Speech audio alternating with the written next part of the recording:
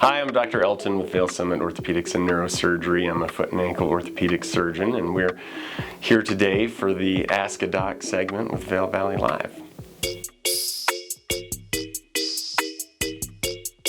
So, we have some questions in the boot. On a scale of 1 to 10, how bad is it that my Achilles tendon hurts after a day on the mountain?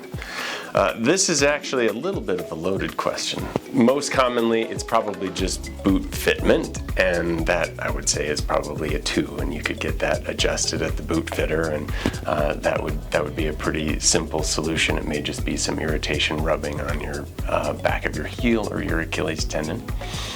Could be somewhere around about a 5 to a 6 if you have what is called chronic Achilles tendinosis, which is a very common degenerative problem where over time the Achilles tendon through use and through mileage and years can develop some degeneration in the tendon itself, and that can be painful.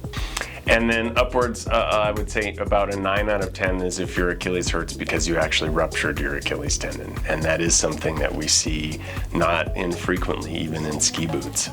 And that's something that typically is a surgical issue, but is somewhere, I would say, about a 9 out of 10 on that scale. Will skiing make my arthritis worse? The short answer is maybe.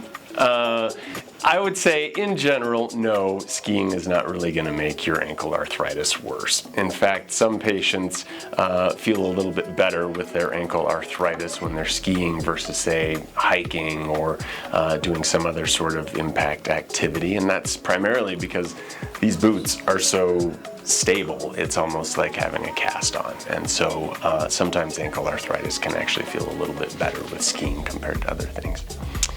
What are the most common foot and ankle injuries you see in the winter?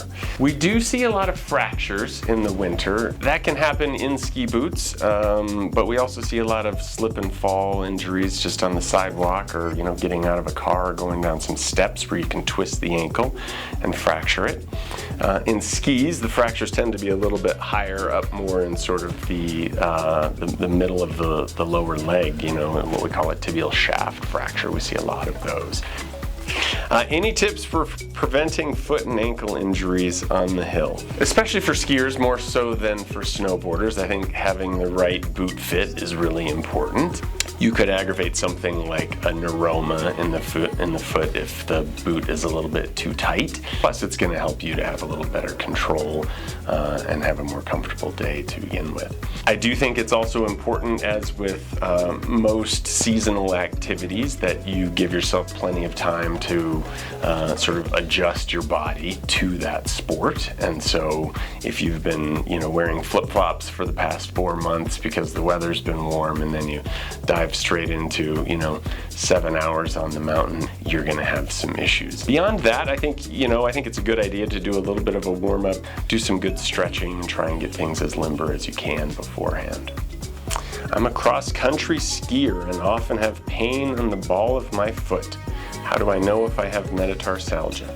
Metatarsalgia is a little bit of kind of a catch-all for pain in the forefoot. That's what the front part of the foot, and typically it's on the bottom of the foot. But it may also be something like a neuroma, which is a little pinched or irritated nerve. So if your boots aren't fitting well, then that's something that can certainly become aggravating as you go through the day.